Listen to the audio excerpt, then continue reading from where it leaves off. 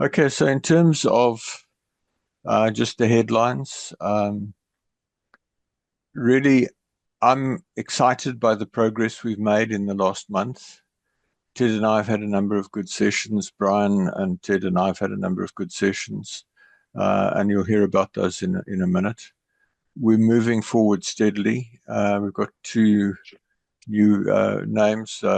Frank at the moment has joined. We're hoping for another one in a minute, uh, Bob. And we've got some traction in terms of this initiative to develop a code of practice stroke methodology stroke body of knowledge stroke framework. We're still juggling what we're going to call it, but we'll talk about that in a moment as well. So to all of those who've been active in the last month, thank you so much. To those of you who've been juggling other things, no problem. We're looking forward to working with you in the month ahead. So I'm going to, well, I've done the welcome. I'm going to hand over to Ted just to give you a quick headline from his point of view and to introduce Frank and Bob. Hi, Penny.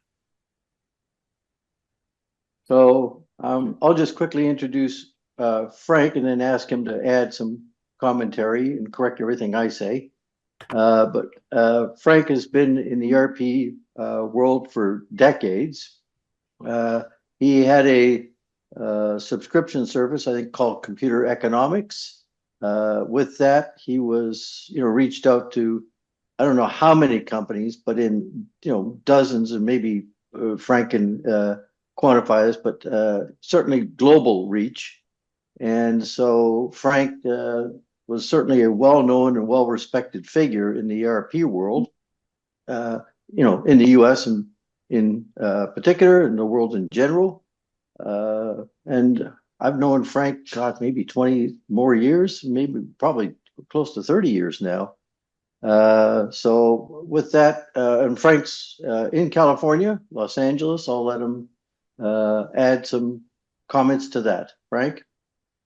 Yeah, thanks, Ted. I did talk a little bit about this in the last meeting, but there are actually two parts to my technology career. And I retired in 2024, so actually I've not been working for money since then. I started, I've had many years in enterprise IT, and then my first ERP selection was in 1989, so that's what 30 something years. And I started a consulting firm that focused on that as well as business and IT strategy.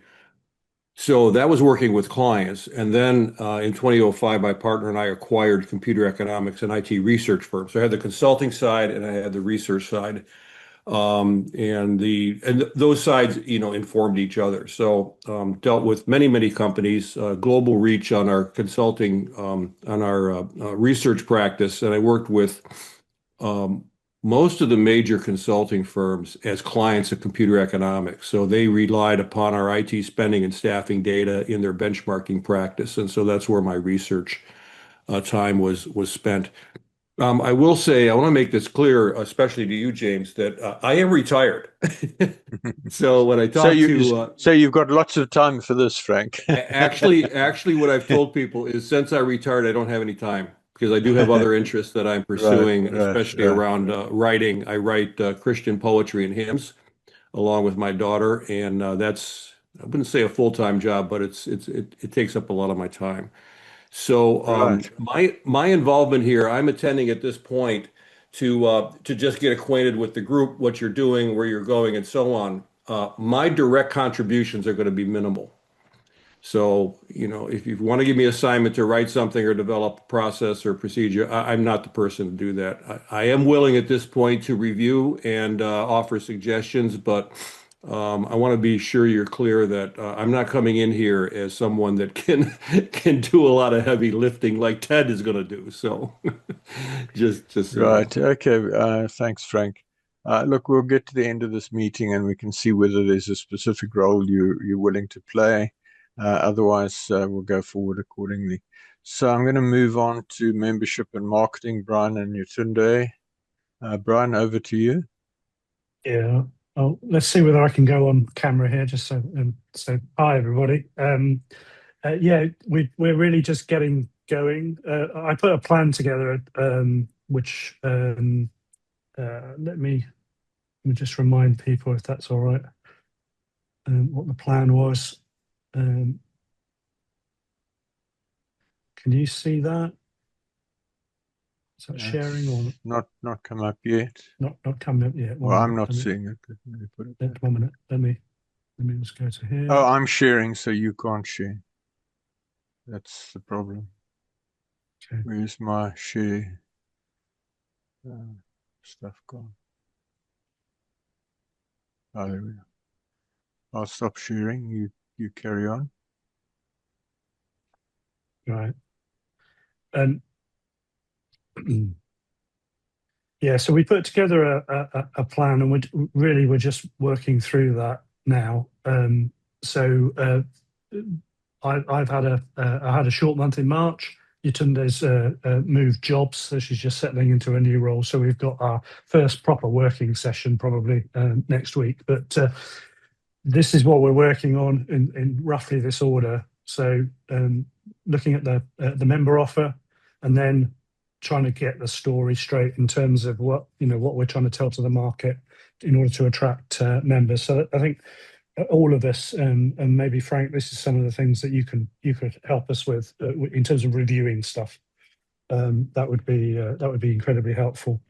And then we'll move hopefully in the next 1 to 2 weeks, move into far more of a recruitment of that early stage cohort. So that's what we're trying to get to. That's what we're doing. I won't share the draft of the membership offer just yet. I want Yatunde to go through that and for us to have a working session before I do that. But I hope to get that out, get that through to everybody by the end of next week.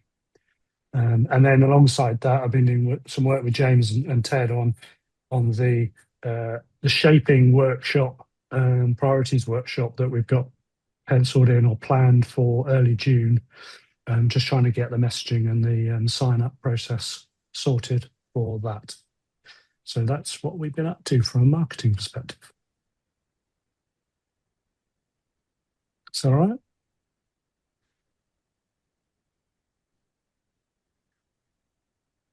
Sorry, can you hear me now? Very impressive. Yes, we can. Yes, no, as I said in the introduction, I'm excited by the progress we've made, considering we've literally only been at this for 28 days. So, Yatunde, is there anything you'd like to add to what Brian has said while you've got you on the... Yeah, hi everyone. Yeah, for me, it's just to kind of support Brian in, especially the value proposition, or how we, the themes in which we identify the value proposition to be in joining this, especially for your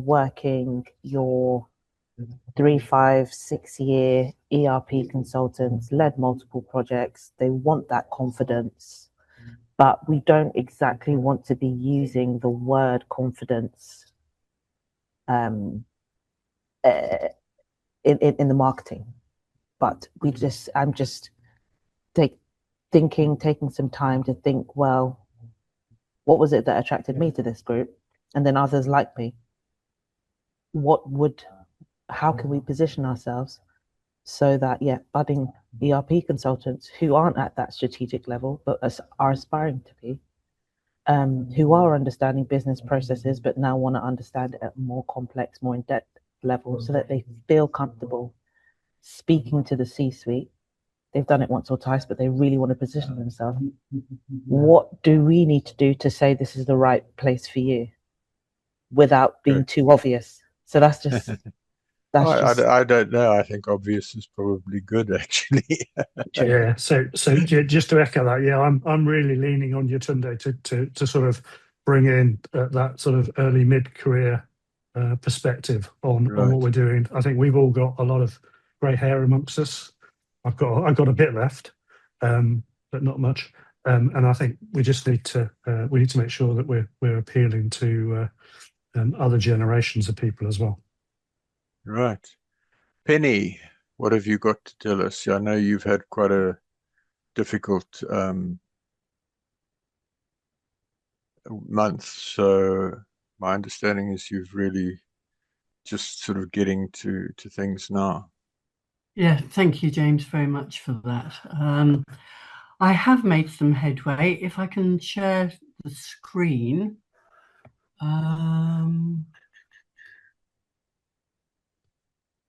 Should be able to. Yeah. There we are.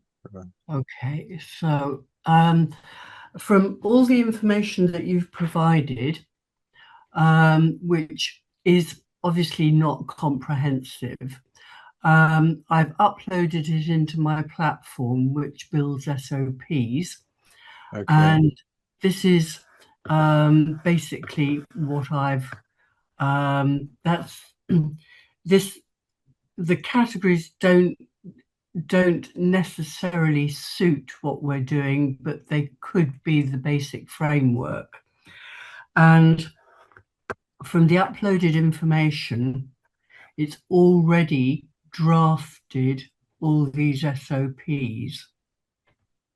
Okay, really good. Okay, so we've got quite a comprehensive lot there.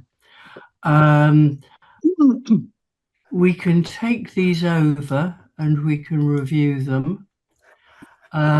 We can use the editor. We can generate the draft. Takes a little bit of a time to do it. And out of the draft, we can have checklists and frequently asked questions. We can even have storyboards, and we can upload any assets to go with it, turn this into a QR code, and provide those for, I mean, basically, this is an ongoing database. So this is how it sets it out. This is all based on my I suppose 40 years of working with franchises, licenses, and multi-site businesses. So we've got all the basic standards, roles, responsibilities, step-by-step procedures, etc., analyze KPIs and tools. What I'm doing at the moment is doing a lot of research on other membership procedures. And once I've got those together, I've made fairly good headway. But once I've got those, I shall upload those, and that will consolidate what we've got here.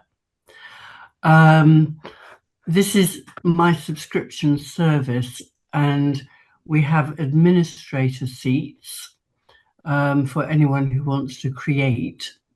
Then we have reader seats for anybody who is assigned a reader seat. So it's read only, and there are no editing rights whatsoever. So potential members and members could actually have a reader seat and look at all the standards. It's obviously a work in progress, but I think that gives you a flavour of what we can do and how we can do it. We've also got Wizard, and that's an extra layer of intelligence that can go with it. Then we've got the means to brand everything, and we can set it up in such a way that we can provide explicit details, define our target readers, and configure the brand voice. So we can do all those things on the platform. Penny, would you have time? Probably not until. When are you, Tunde, when you're going to, you're going abroad same week I'm going abroad, aren't you, after Easter, is that right? Yeah. Yeah, so probably in a couple of weeks' time after the Easter week, just to take us through it, because I'm very keen to see what it can do and how it can help us with the from a marketing promotions perspective, membership stuff? Absolutely. I'm away from the 16th to the 21st of April. So let's try and slot it in before you go away then, if that's all right. Yeah, that'd be great. We'll take it offline. Okay, thank you. Great. Okay, Okay, I'd like to join that session, and then Penny, you and I need to have a session when you can slot me in, maybe next week or the week after. Yep, You can lovely, come back to me with your availability. Hi, Christopher. Yeah. Right, so same here. I would like to be in that session as well. If I can be. Sounds really promising, Penny. Great, thank you. right, well, let's see what we can do in terms of coordinating diaries. Yep. Right, the next item on the agenda is technology support. James, can I just have a minute just to present what I have done since we last time? We have got you. Have I missed you? We've got you Okay. after Christopher. Okay. Cool. Well, I'll be quick. I've configured a server for our use. I've purchased a domain, both .org and .com for our use. I've configured an email server that we can all start using. I'm now just putting a front end on it so that we have a working interface to it. I've chosen to use a tool called Nextcloud. I don't know if anybody's familiar with it, but it's an open productivity tool that provides shared word processing, shared Excel spreadsheet, very much like Google Docs. But I quite like Nextcloud because it allows you to attach apps that do various things. And following a meeting I had yesterday with Robert and I don't know who, I can't remember who else was in the meeting. Brian. Thank you, Robert and Brian. There's a need to deploy some kind of survey system, which of course we can use the server to do, and hopefully some kind of survey plugin within Nextcloud. It's just imminently ready. I've got everything except the proxying between the outside world and the inside world working. And I've been working through an issue with that for the last day. But I believe I'm on the cusp of resolving it. Once that's done, I'll need well, I'll set up usernames and passwords for everyone, and hopefully a session where I can walk you through some of the functionality that's available there. Website, I guess we'll need to look at setting up on the new domain. And so if we have existing content, James, it would be good to get that and migrate it over. I would personally want to wait until we start doing a website, until we've got the messaging and everything sorted, if you don't mind. Yeah. Okay. But it's a great, yeah. I think we want to get the house style and the brand and everything sorted and some meaningful content before we get there. I was just going to post in the comments, Chris. Sorry, what's the domain names? The Institute of Business System Practitioners, hyphenated, isn't it? Yes, institute-of-business-system-practitioners.org. It's a long one. Have we got a short one we can use? Well, the short names are all taken, unfortunately. Yeah. Okay. I did try to get IBSP. Cost is about $1,300. Okay.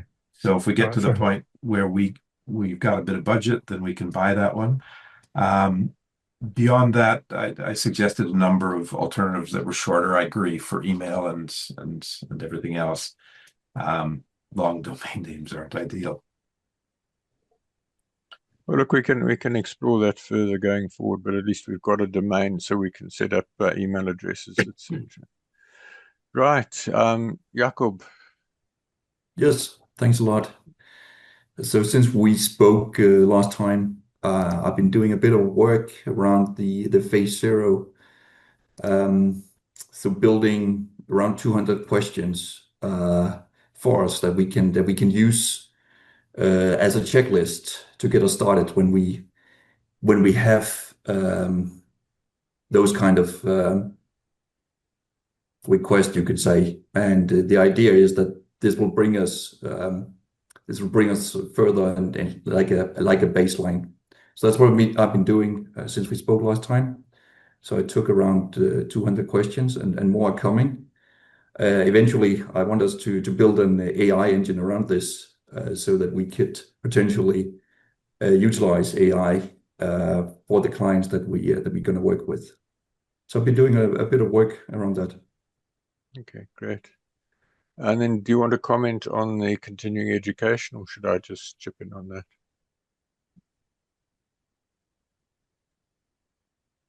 Jakob? I'm muted again for some reason.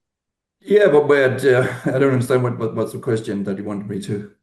Well, plans going forward. We had the first session 2 weeks ago where I spoke, and you are speaking in 2 weeks' time, and we've got so correct. The next session will be a deep dive into the phase 0. You can see framework. So that's what I'll be presenting in due time in 2 weeks.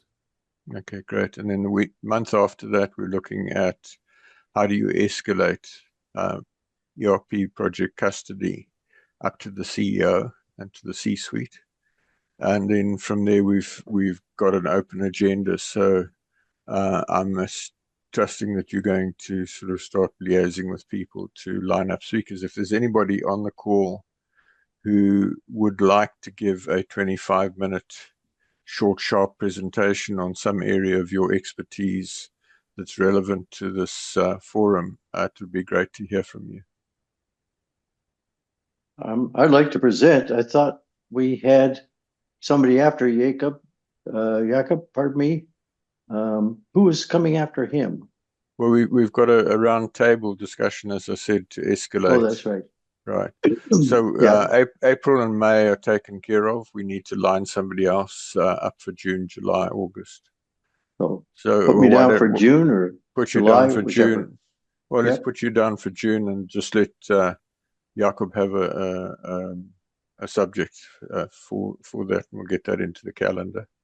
And then anybody else who would like to talk. I can do July. I'll do July. Brian will do July. Okay. On architecture.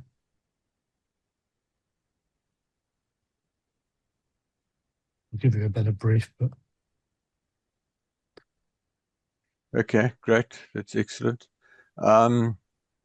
So I want to talk just briefly about this developing recommended standard, whatever we end up calling it, body of knowledge, framework, methodology, code of practice. Ted, would you like to comment on that, or should I comment on that? I'll let you comment and then I'll just add comment if I can. Okay, sure. So basically, one of the things that was highlighted around about the time of the first meeting was that there is a need for a really good standard in terms of how you go about implementing ERP and other business systems. Ted actually identified the need. We've had a couple of meetings. We've gone around a variety of thoughts on the topic. And the bottom line that we reached, we had a meeting yesterday with Ted, Brian, Christopher, and myself, and we then knocked emails backwards and forwards. What we've decided to do is to have an initial investigation or initial interaction around critical concerns with regard to business systems implementation.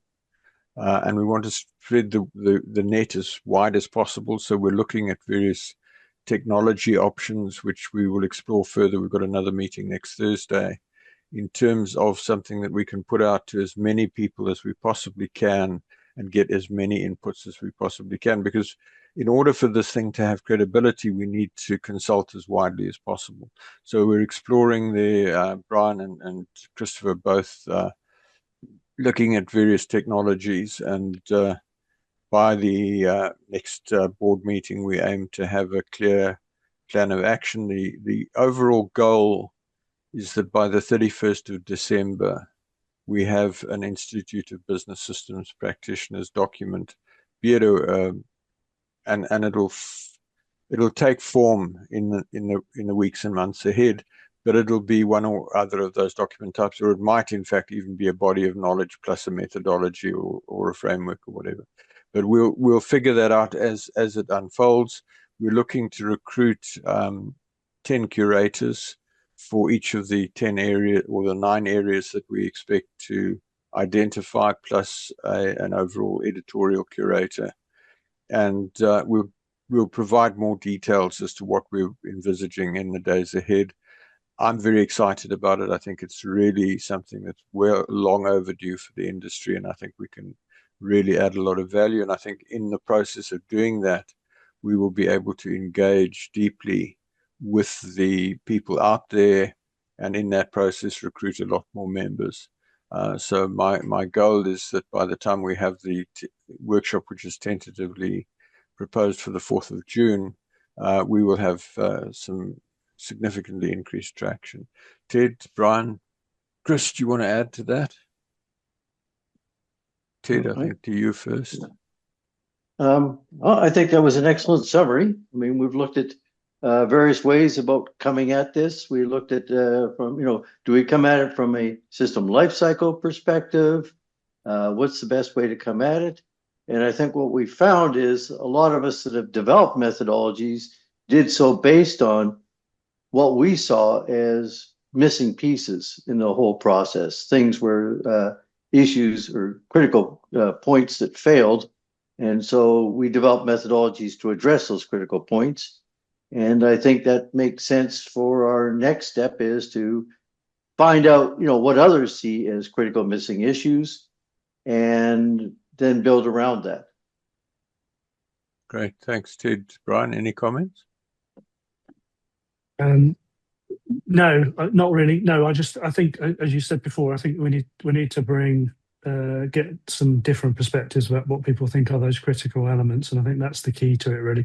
I think the body of knowledge or whatever it is that is the foundation of what the institute represents needs to cover off. But we also need to be mindful of the fact that everything is moving so quickly at the moment from a technology perspective. So we just need to be really on top of what the current trends are. So we probably do need to identify somebody to act as sort of like the innovation officer, if you like, within the institute to keep abreast of all the latest, So I can envisage that we have to have a major theme on what is the role of AI in all its forms during the implementation and the management cycle, etc. Those sorts of things.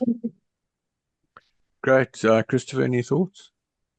Well, you showed off a tool that was very interesting during our meeting. And so I think key to making this as straightforward as possible will be to find a way to deploy and automate that, collect the information, and as Brian says, then use that or leverage AI using that to provide insights. So I've started thinking about it. And by the time we're ready to launch into it, I'll have some fixed ideas for sure. Great. Who is our audience for this? The audience for this.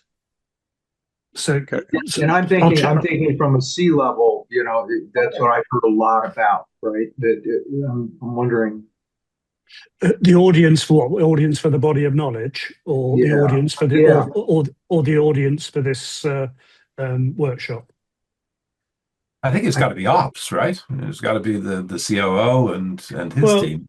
No, well, I think we're creating a body of knowledge for the members of our institute, aren't we? So that's the key thing. This is not necessarily a if you like, client facing in that sense.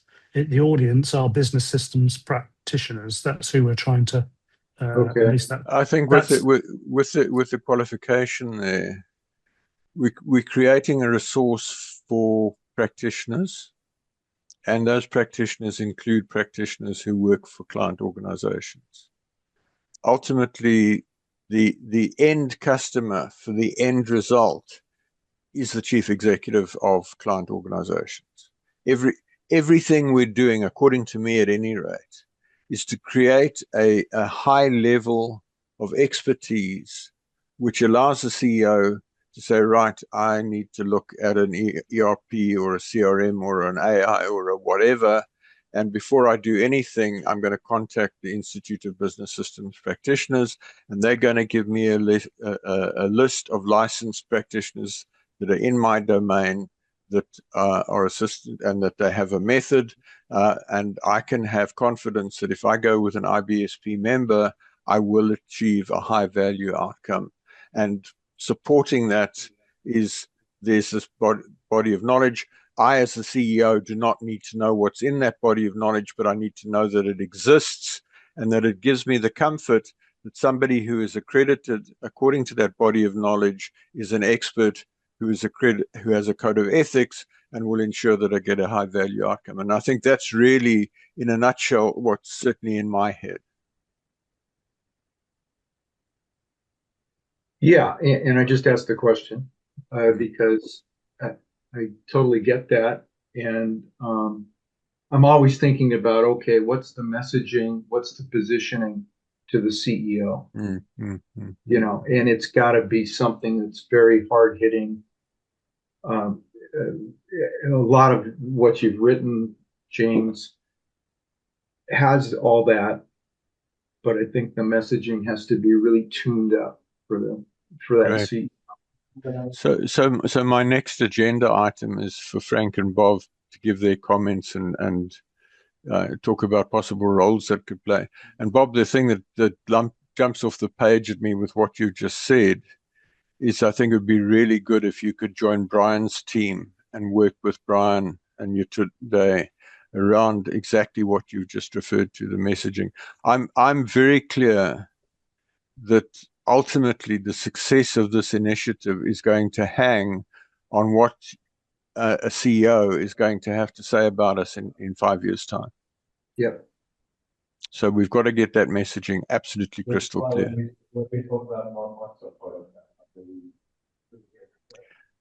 Bob, other thoughts? Not at this moment.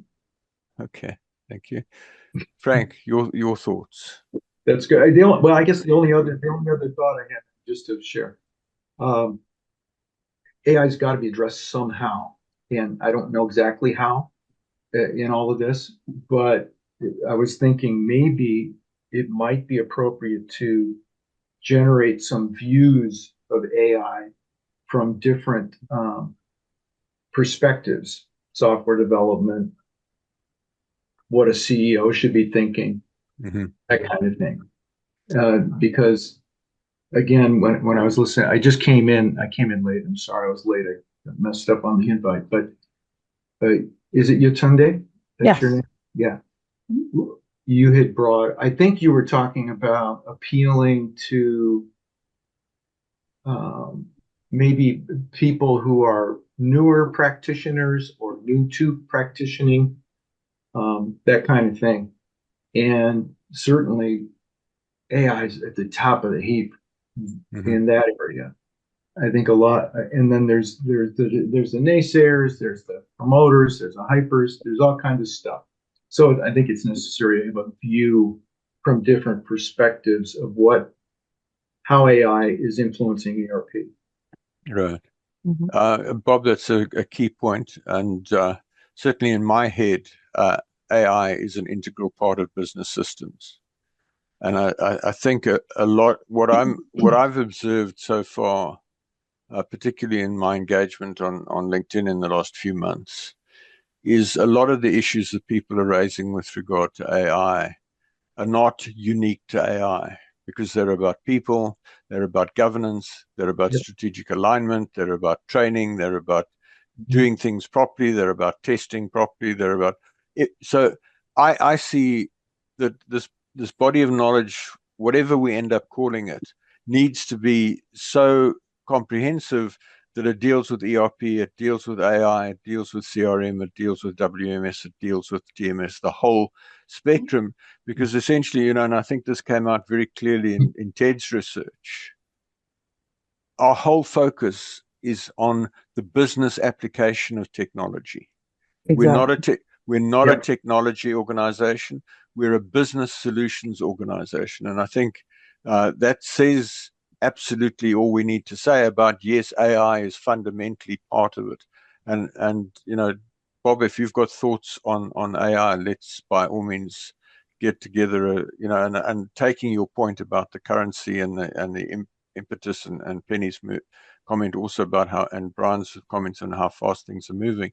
Maybe we need to set up an AI stream to, to say, right, this is our view on AI, and perhaps have a spokesman. Maybe Bob, you could get involved in that as well. If I could just add one comment to that, James, our primary focus is delivering measurable business outcomes. Yes. When I did the research, we're the only association who has that as their mission. Oddly enough, I thought, ASCM, I thought the Quality Management Institute, I thought Project Management, I thought they would all have that, and yet none of them have that as their primary focus. So when anything we do is in the context of, are you going to deliver measurable business outcomes? And that's Ted, to me, that really speaks to the world beyond ERP and CRM. If we're talking about AI and what it empowers leaders to do, the concept of an ERM or an actual technology that or an infrastructure that underpins the ERP may not exist in the future. AI is what gives us the insights to query, to interact with the data within the ERP. We can take apart Microsoft, we can take apart Sage, we can take apart our CRM. The C-suite, the CEO just wants to know what's going on in their business, regardless of the data. So what I'm saying is, if you're trying to measure business, impact based on an ERP, you're trying to see, well, how is my sales doing since I implemented this system? How is procurement doing since I implemented the system, et cetera, which regardless of the system, AI can be leveraged to give the C-suite the insights to do that. And so I think we want to say that we're also future-proofing for the day in which C-suite go, do you know what, scrap ERP, scrap Microsoft, I can build my own bespoke system that has all the data I need pulled into one system that I've created myself, but it gives me the reporting I need based on what I know my business needs. Okay, because we all know that when it comes down to it, every ERP has its way of structuring data, has the way it takes customers in, and so every single system is structured in a way that it has its limitations. There is going to be a day when, because of what AI does, it's so powerful, you just need to give it data. It doesn't need to be held within a system. And I think we need to even think about that concept, that in the future, we might be moving away by being bound by these systems, right? So I just thought I'd throw that in there. The fact that we are priding ourselves on being able to measure these business outcomes means, right, data, it means reporting, it means being able to extract information, it means KPIs, it means calculations, it means trusting data, and it means not being bound by where stock management sits versus where my financial reconciliation sits, and they're two different systems. AI wants to bring that together. Great. Bring all the systems together. Thanks, Yatinda. That's very useful. Bob, would you be willing to lead an AI stream? Sure. I again don't consider myself an expert in AI, but like I said, I think it's important that what I was imagining is on the website some kind of view of AI, or our view of AI, whatever it might be, and it comes from different perspectives. And I think that would be valuable, particularly the C-suites. Yeah. Yeah. I think if you could give some thought to that, and if you would also liaise with Brian, I think just a key thought. Absolutely. I did a provocative calculation the other day. Google, Perplexity, the whole gamut of search engines continue to say that 70% of ERP implementations do not deliver what was promised at the strategic executive level. Google is also reporting that 95% of AI projects fail outright.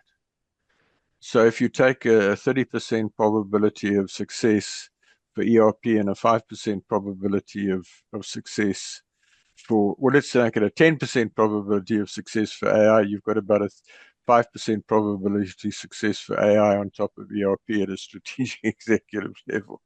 And and that's not being negative about it. It's just being real and saying this is, there's a lot of, when I did the analysis, I wrote my book on nearly 20 years ago, 22 years ago. I said the biggest factor that causes IT project failure is what I call IT mythology. And for ERP, I gave that 30%. And that's about imagining things that the computer will do that only people can do. And with AI, I think that figure is closer to, the AI mythology is somewhere between 50 and 70%. Which doesn't mean that we should discount AI. It means that we can be a voice of reason that says, guys, at the end of the day, human beings still have to set up the AI. Human beings still have to interact with the AI. Human beings have to take decisions around the AI. And we have a particular body of expertise, and we have a body of members who understand these things, and we can help you to achieve a much higher value outcome with AI than if you just go to the general run-of-the-mill practitioner. And that I think is part of what we should. So I've penciled you in, Bob, for that, and maybe we can have a separate session in a week or so with all of those of us who are interested in the AI discussion, which is probably all of us. Apologies, everyone. I'm just going to have to drop. I'm just going to have to drop into another call, but it's been a pleasure. Okay, thanks, Yitunde. Thanks, Frank. From your side, your thoughts. Do you see a role that you would like to play as part of the board, or would you just like to be an active member and a participant in what we're doing? I certainly see you, in terms of the body of knowledge, I certainly see you as a key player in terms of bringing your deep knowledge and experience to bear on that. Well, as I mentioned earlier, I think it's appropriate in terms of my time constraints to be more in a review mode to give you feedback, and certainly someone that doesn't have a stake in the outcome. So certainly can be based on my experience, in kind of a reviewer stage and giving you some feedback. But I want to comment real quick on what Bob, his question I thought was very good. He said, "Who's the audience?" And I'm still, kind of figuring out what we're doing here. So I hesitate to ask, too many questions of things that are already clear to everyone else and you've already covered. But, I think that what you shared, James, was interesting. You talked about, it's really who's the audience for this organization, IBSP, and it's really in the name, Institute for Business Systems Professionals. So the audience is those that have a professional role in selecting and implementing and making effective with outcomes business systems, right? So it's the practitioners. Yeah. It's not the vendors, right? It's not the systems integrators. It's those individuals that have a role as professionals in selecting and implementing business systems. And I view that either as outside consultants that the CEO would want to engage with, who's a certified IBSP member that I can trust as an advisor, or internal advisors, right? That could be within the organization. Yes, absolutely. And I think that, and if we haven't done this, I think it's important to have like an elevator pitch for what I just said, however you want to refine that. And a mission statement, not just, we strive to be the best A, B, C, D, E, but what is our mission? Who are we serving? And what is the benefit to, as you said, the CEOs, the top decision makers in engaging with IBSP to accomplish their goals. So I'll just stop with that. But I think it's, we got to make that clear. What are we doing? Who are we appealing to, and who's our audience here, and what are our values for that? And that's what I mentioned at the very beginning, Frank, is in terms of the first step on my marketing membership plan is to firm all those things up. So yes, we have some drafts. Good. We have some drafts. I'm going to review them with Yutunde next week, and then we'll circulate them for wider review. But I picked up on your point about. So I think we've got some of that covered. I suppose there's a couple of things. I picked up on your point that we should have a mission statement, so we'll add a mission statement into that.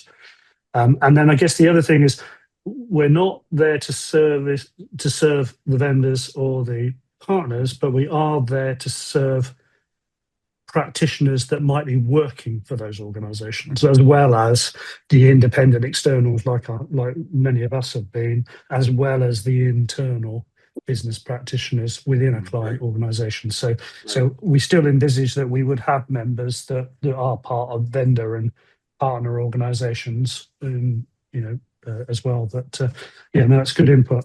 Thank you. Ryan, just have a look at that document pack. I think there is a draft vision and mission statement in there towards the end. Yes. I'm using all of that material that you've generated, good. James. I'm not starting from scratch. Right, Okay. So Frank, what I'm hearing from you is you probably don't want to be on the board, but you want to be a resource to the board. Where, if, for example, with what Brian is busy with at the moment, he gets to a point where he's got a good working draft, that you are enrolled to comment and review that draft.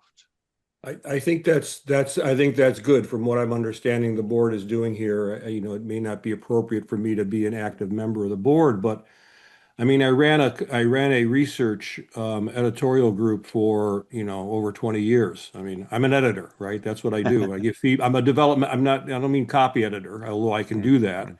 It's more I'm a developmental editor, and I'm very experienced in giving people feedback on what they're developing or writing, and ask the kind of questions that they ought to be considering. So if you want to use me in that role, I can do that to the extent that I have time to do that.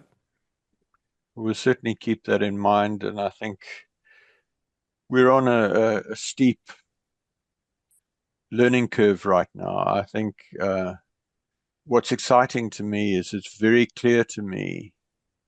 I've been living with this thing for about 3 months now, and what we have a month down the track is something that's already bigger than what I envisaged a month ago when we launched this thing.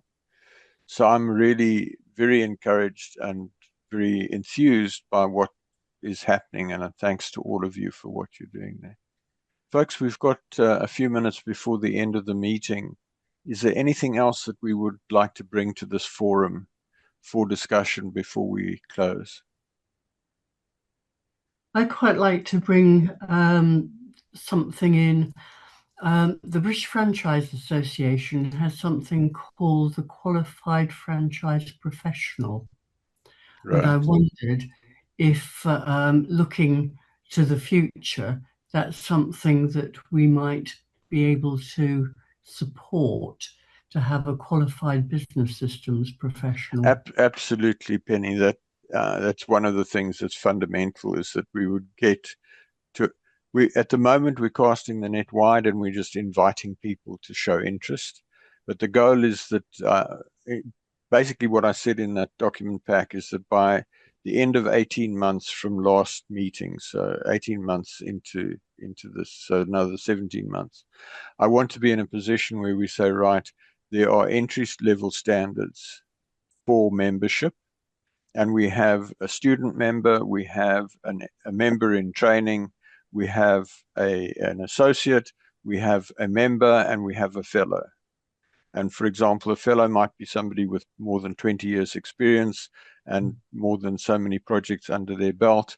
But yes, absolutely, I want to get to a point where we can say this person is an accredited and licensed practitioner in terms of the standards of the IBSP. Yeah, absolutely. That's, to me, that's absolutely core to what we're aiming for. If we don't do that, we've missed the boat. What was your terminology again, Penny? Qualified. Qualified business systems professional. Okay. So I took a note. I got it right.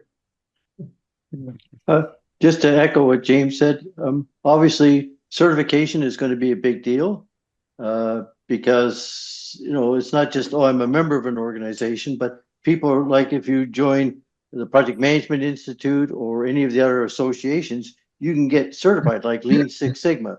And so that means something then, because when you get hired by somebody, they go, I know they've been through some formal training. It's not just that they've been here for a while. So I know when I get this person, I'm getting a body of knowledge and I'm getting a process or methodology for making it work. So I think that's critical. Yeah, absolutely. That's key to the vision from my side. So, other comments? Let's go around the room. Ted, from your side. I'm good. I'm like James, like you. I'm kind of amazed at how fast things are progressing, and I'm very excited with where they're headed. Thanks, Ted. Jakob. The same here. I'm excited what we can bring. I'm also excited about the whole AI. So as you know, that's very close to my heart as well. I try to utilize AI as much as possible into my current projects as possible, and raising the standard in. I'm sitting with the client right now implementing in the US life science, and we're just raising the standard of their test cases just by leveraging AI tools. That was just a little side comment. I will be presenting the phase 0 coming up here in April. So I hope to see as many of you on that session. Okay, thanks, Jakob. Frank, from your side, any closing remarks? You're muted.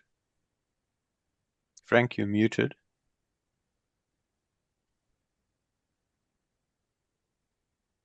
Playing with the Zoom. Sorry, I think I shared earlier kind of what was on my mind. So okay, thanks, Penny.